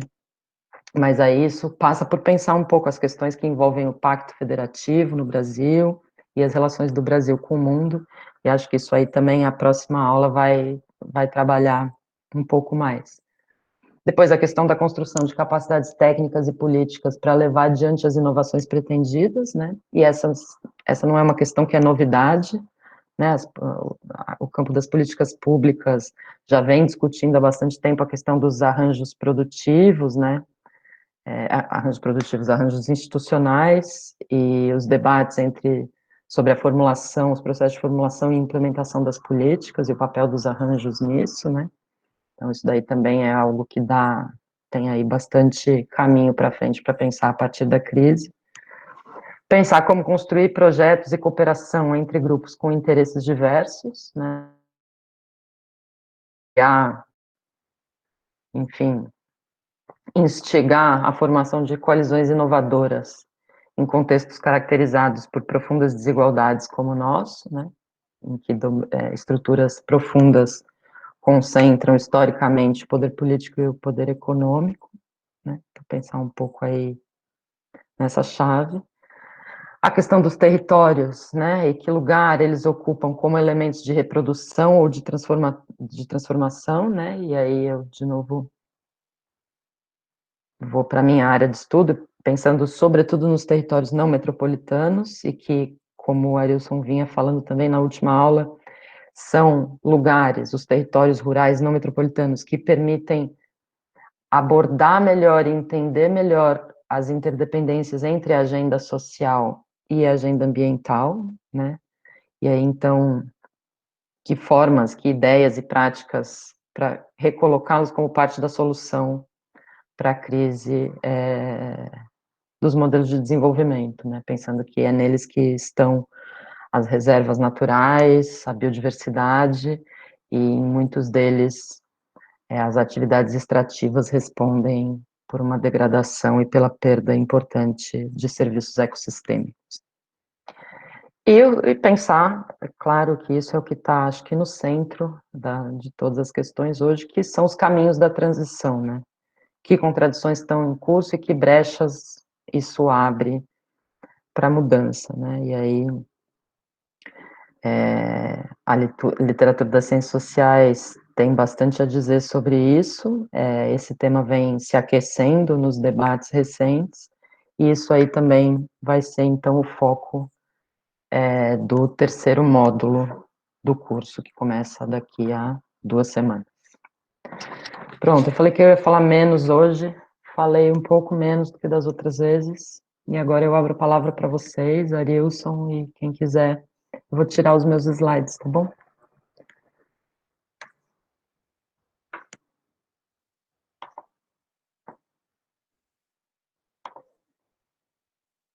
Vocês estão por aí? Estão me ouvindo? Sim, eu vou deixar os Oi, sim, tô sim. Sim. Vou só parar aqui a minha... Sim. Pronto, agora eu volto a ver vocês.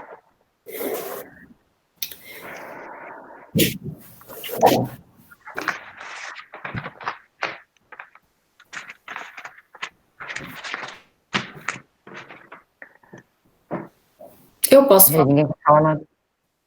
Pode. Eu queria entender melhor. Teve uma hora que você falou sobre duas coisas, né? Eu só acabei pegando uma, que foi muito rápida, eu não consegui anotar outra. Pacote de estímulo e pacote de alguma outra coisa.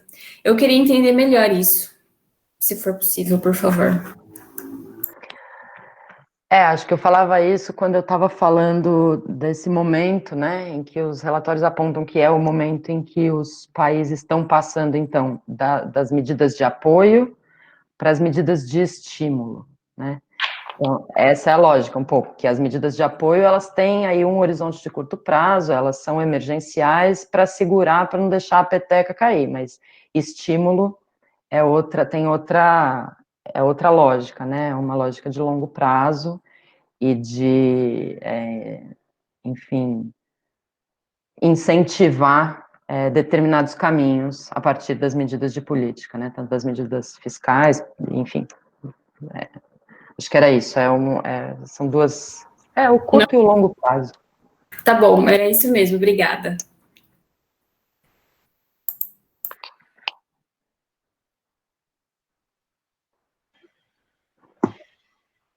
Alô, tá dando pra me ouvir? Sim. Esse fone faz um tempo já tá meio ruim. Uma coisa que, assim, que eu percebi, para essa semana eu consegui ler só o da CEPAL, mas uma coisa que eu percebi nesses documentos que a gente vem lendo é que como mudou, assim, um pouco a perspectiva, pelo menos, porque eu penso da época que eu li, assim, de 2014, assim, as coisas que saíam, né, com relação ao Brasil e à crise, para várias coisas, assim, né, como por exemplo, questão de ajuste fiscal, importância de gasto público para crescimento, para dar um exemplo só, por exemplo. Mas tem várias coisas assim, quando eles vão falar de longo prazo, assim, né? Do peso das temáticas, né, que o professor levantou, de desigualdade e questão ambiental, assim, parece que estão tateando de alguma forma, com as próprias cegueiras teóricas de cada uma das. Mas estão tateando de alguma forma essas coisas. No Brasil, não tanto, acho que o debate está mais. Mas isso é uma coisa interessante. E aí, minha pergunta, uma parte da minha pergunta vai nesse sentido, assim, se a importância dessas ideias, pelo menos em abstrato, assim, pensando principalmente na dimensão da complexidade, das formas de pequenas mudanças, né, como elas podem tá gerando coisas que a gente não sabe ainda de onde vai vir, né? Processos espontâneos de geração, que o Arilson também colocou, das questões das mudanças sociais, enfim, dessa parte de complexidade. Então, se vocês acham que isso tem um peso central, assim, nessa coisa da forma narrativa mais abstrata que a gente concebe as coisas, assim, parece que está melhor que 2008, né? Uma coisa, isso eu concordo. E a outra parte da minha pergunta, que aí é um pouco que eu acho que não tem nos documentos, assim, que, que é apontar onde está, que teve em outras partes do curso, né? Que é apontar onde estão os conflitos. Não necessariamente as contradições, mas onde estão os conflitos, né? Que eu acho que seria essencial para pensar, que eu acho importante também. Conjunto de coligações, de classes, de forças sociais, né? Eu acho que os documentos discutem pouco isso, assim. Aí, por isso que eles defendem as agendas, assim, sem dizer mais, vamos por aqui, entendeu? Acho que fica um pouco, vamos, muitas coisas jogadas, assim, desses, sabe, de pautas que às vezes podem ser antagônicas. Acho que eu falei um pouco demais.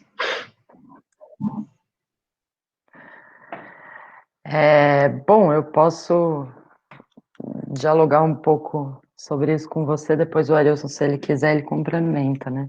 Essa coisa da mudança da perspectiva nos relatórios, isso é muito claro.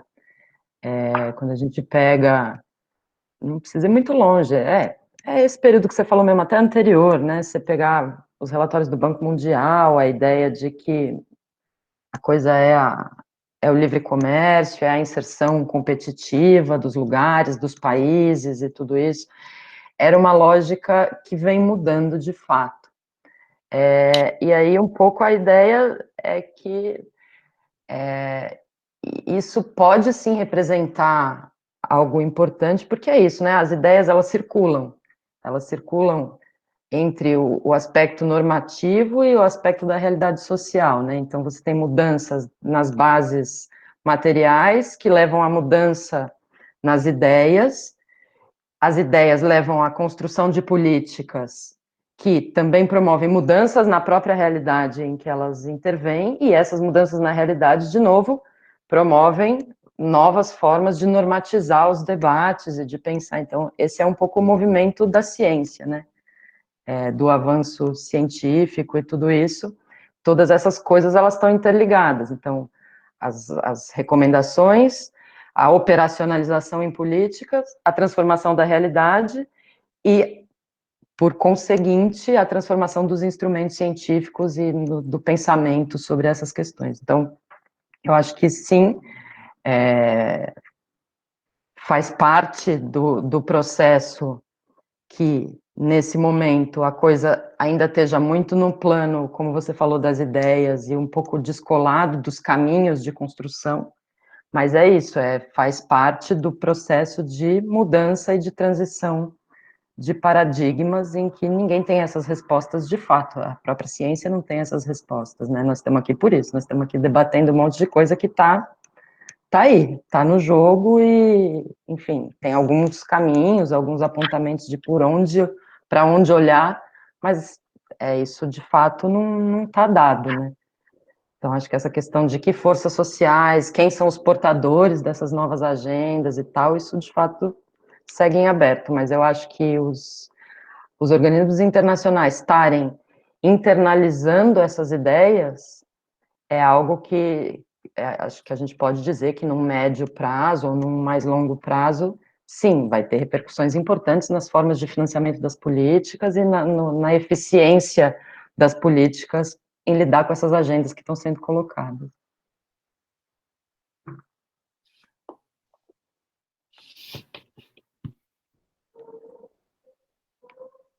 Arilson, quer falar alguma coisa?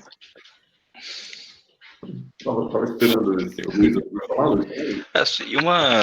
Nem é uma pergunta, né? Mais uma ideia que veio lendo esses textos. Ele não falava tanto sobre a questão da automação, que está cada vez mais crescente, né? Ele, por exemplo, nesse Building Back Better, ele fala muito sobre aprimorar as cadeias de supply chain, de correr para dar uma acelerada para atingir uma economia circular, e que isso pode abrir algumas novas oportunidades de investimentos, de reformulação de estruturas e afins, e por consequência empregos. Só que ao mesmo tempo, quanto que essa questão da pandemia e de todos esses desafios não vão tender para esse lado de uma maior automação e uma menor disponibilidade de alguns tipos de emprego? Isso não pode criar uma contradição e um movimento por si também? É meio uma pergunta, né? Mais uma suposição de...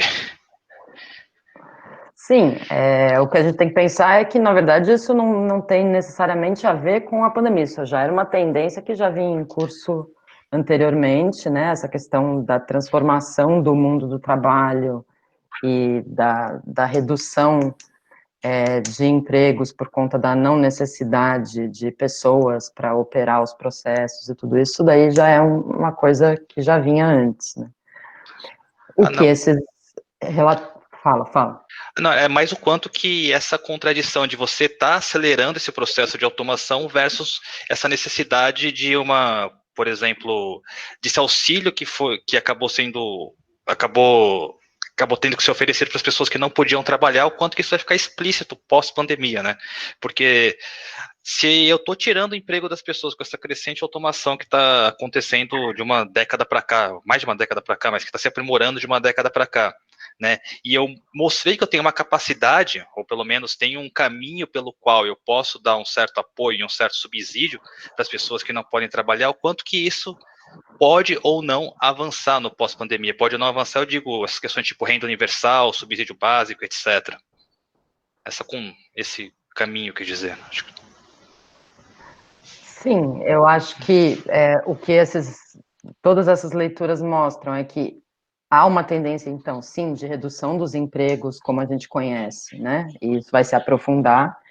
Ao mesmo tempo, vão ser gerados novas formas de trabalho, novos postos, que vão ter relação também com esses processos de automação e de inovação tecnológica e tudo isso. Mas, sim, isso que você está colocando é um debate central, que é justamente que ele pode ser também traduzido em outras dimensões, para além só da questão individual do emprego e do trabalho, né? Mas mesmo para quando a gente pensa na questão dos territórios e tal, é assim, é o quanto de potencial também acaba sendo desperdiçado nos processos econômicos e de desenvolvimento e tal, quando você deixa pessoas e territórios e regiões fora dessa linha de desenvolvimento que vai sendo estabelecida, né? Então, todo o debate sobre políticas de inclusão produtiva, por exemplo, ou políticas sociais de apoio e tudo isso passa um pouco por esse questionamento, né? O que é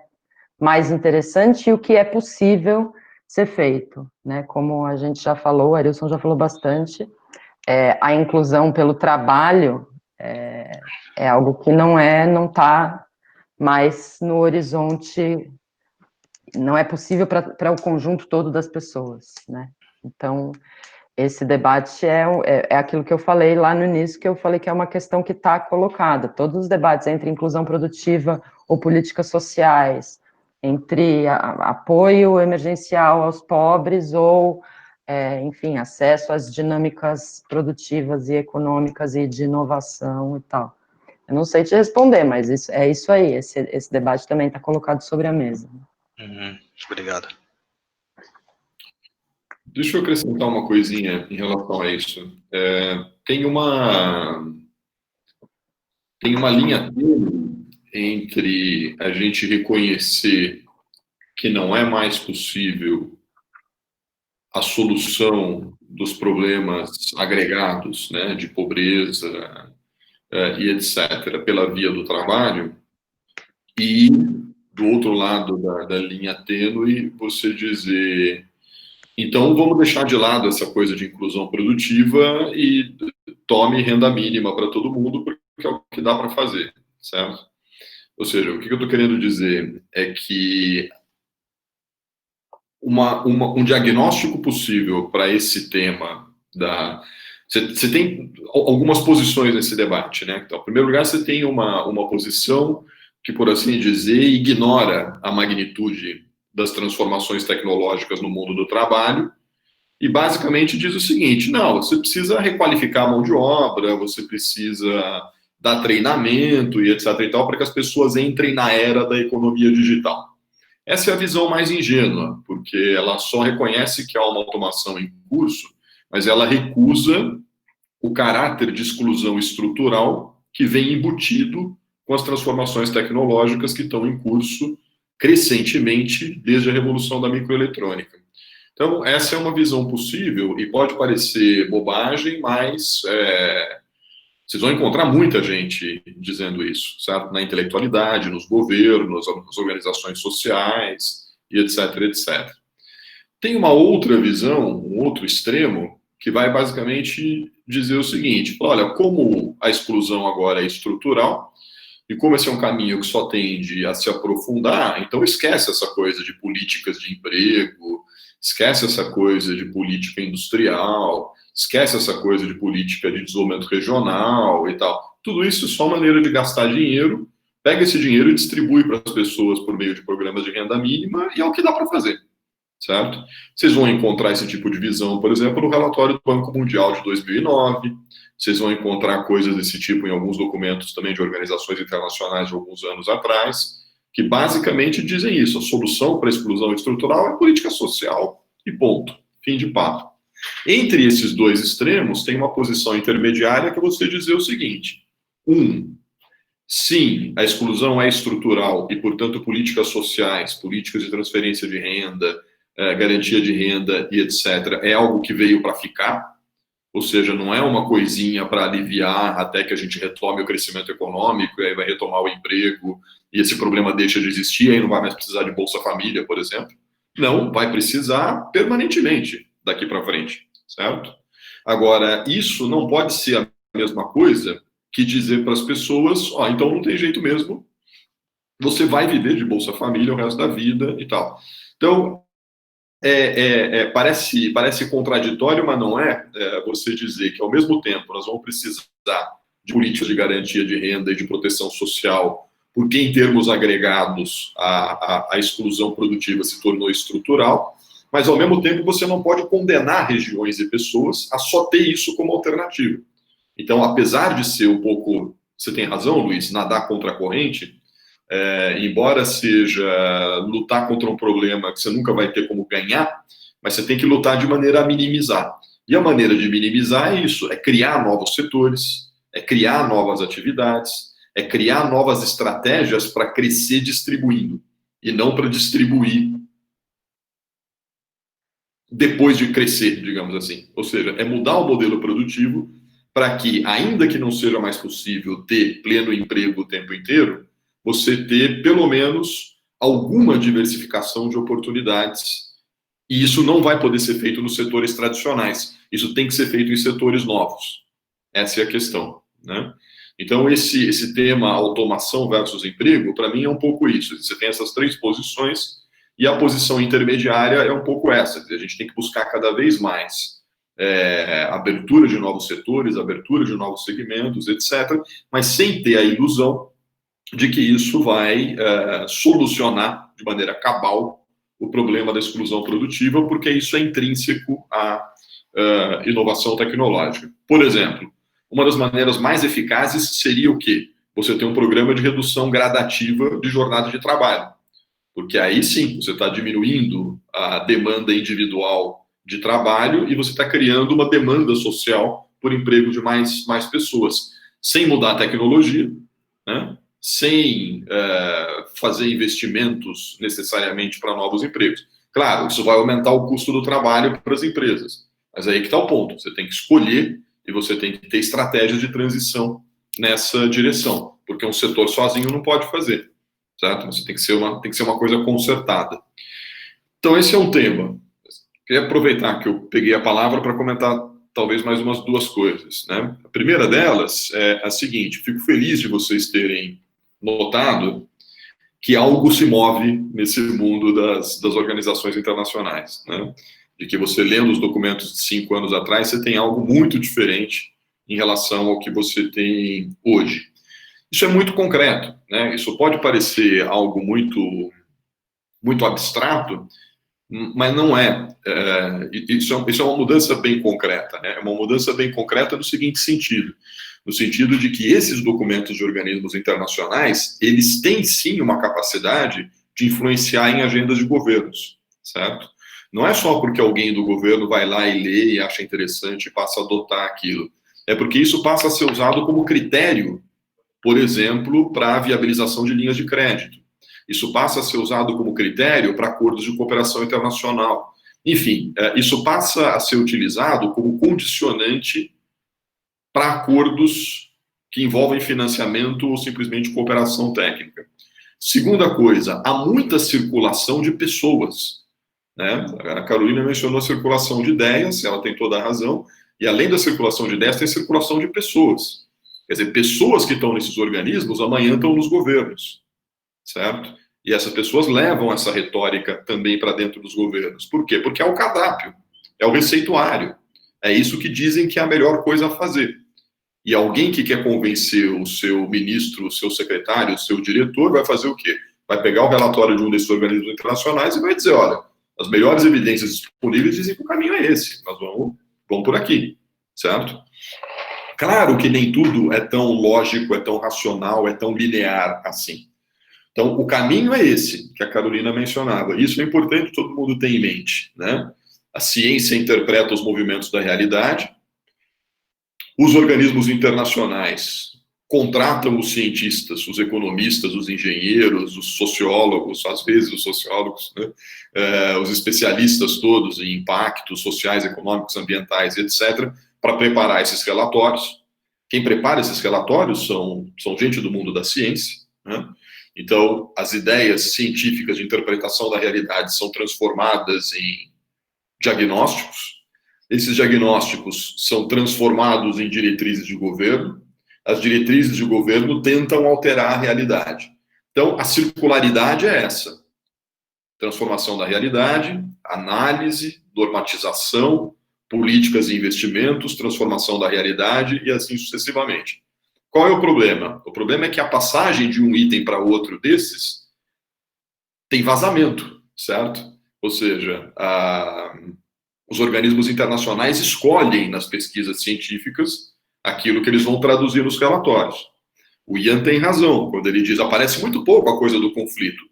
Isso é linguagem da diplomacia, é linguagem dos organismos internacionais.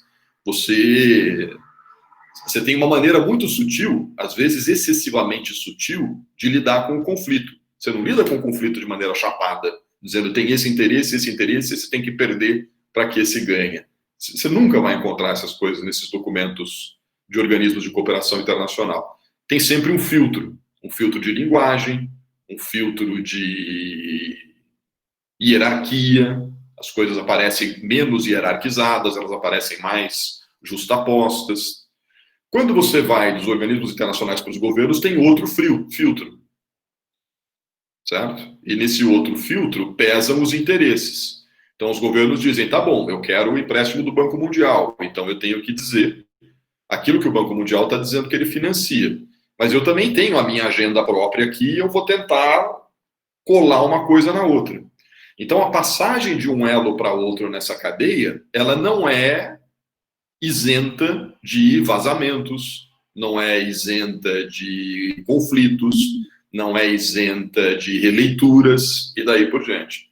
É por isso que, entre você fazer o diagnóstico, transformar isso em política e a política alterar a realidade, você tem uma distância, certo?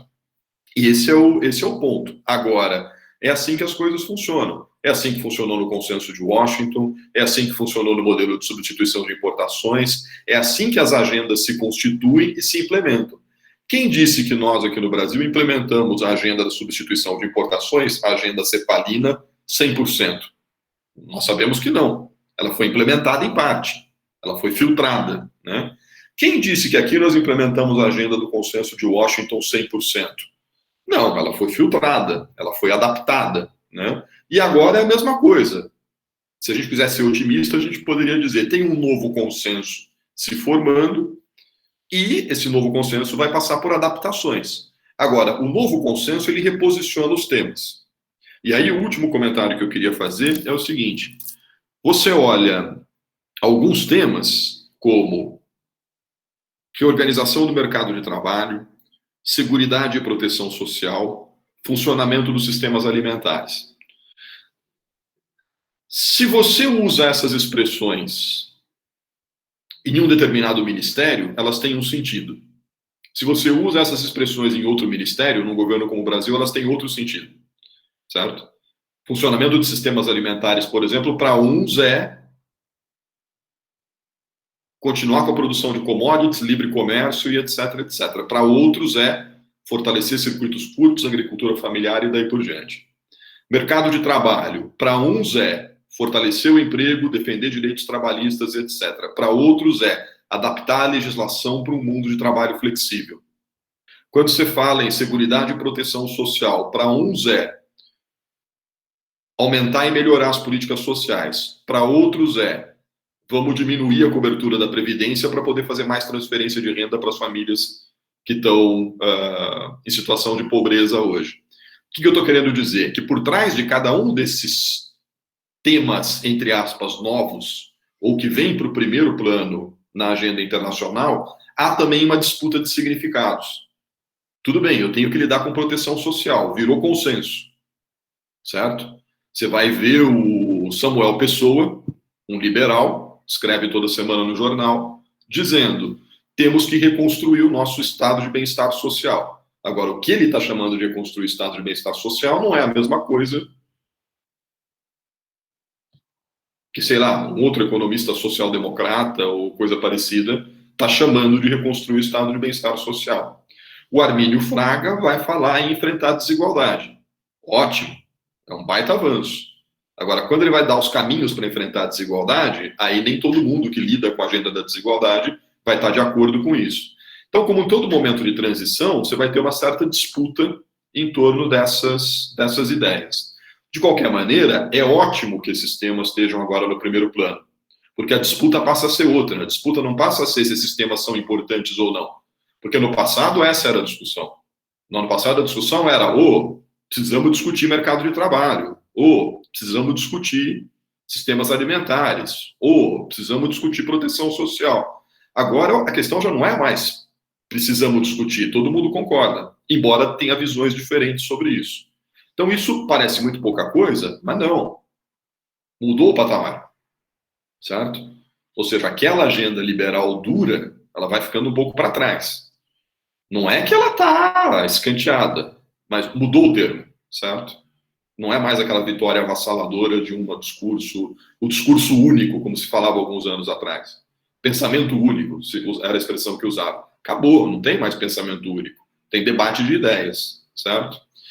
E a outra e última coisa que eu ia comentar, já são 9h01, então a gente para por hoje, tem mais duas coisas que são novas nessa agenda, né? Uma delas parece que acabou a dicotomia Estado, sociedade e mercado.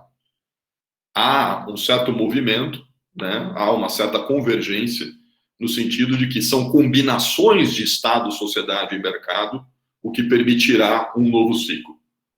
Ninguém mais está dizendo é o mercado sozinho quem resolve. Tampouco estão dizendo é o Estado sozinho que resolve.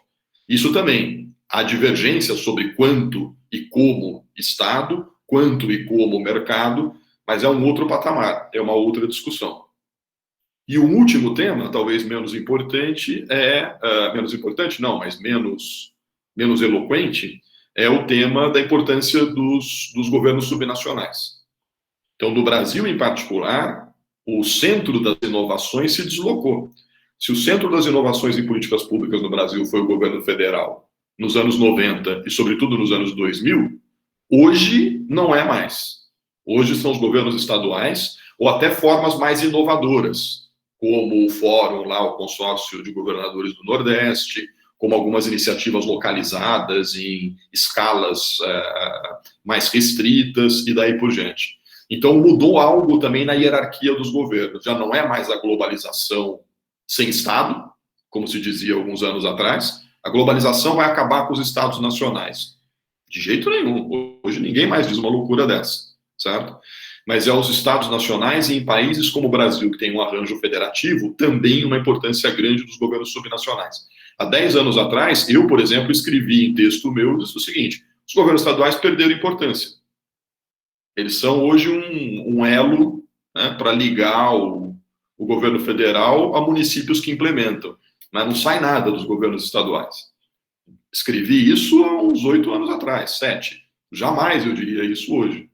Num curto espaço de tempo, isso também mudou. Então, para terminar, eu diria isso, quer dizer, é importante que a gente reconheça que, como todos nós estamos fazendo aqui, que mudou algo nesses organismos. E não pensem, quer dizer, a outra parte eu não gostaria que vocês ficassem com a impressão de que, isso é discurso de diplomacia internacional. Não é. As coisas funcionam mesmo de maneira muito mais imbricada do que parece. A própria tese da Carolina, que a gente já mencionou aqui várias vezes, mostra exatamente isso com as ideias sobre desenvolvimento territorial. Como ao longo dos últimos 50, 60, 70 anos, acontece essa circulação de ideias e de interesses, né?